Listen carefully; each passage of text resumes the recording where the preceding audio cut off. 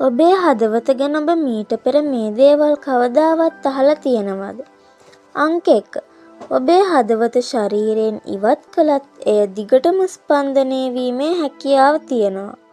මොකද ස්පන්දනයට අවශ්‍ය විද්‍යුත් ආවේග නිපදවන්නේ හදවත විසින්ම. ඔක්සිජන් තිබෙන තුරු එය ගැහෙනවා. අංක 2. හදවතේ පිළිකා ඇතිවීම ඉතාම දුර්ලභයි. ශරීරයේ අනිත් තැන්වල වගේ හෘද සෛල බෙදීමක් ඇති නොවේ. එනිසා පිළිකා සෛලවලට වැඩෙන්න අමාරුයි. අංක 3.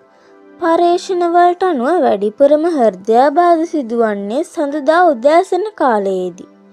සතියන්තයෙන් පසු ඇතිවන ආතතිය හෝ හෝමෝන වෙනස් වීම මීට හේතුවක් වන්න පුළුවන්. ඉතින් මේ පුංචි ඉන්ද්‍රිය පරිස්සම් කරගන්න එක ඔබේ වගකීම. මේ වගේ තවත් කරුණු දැනගන්න අපිව ෆලෝ කරන්න.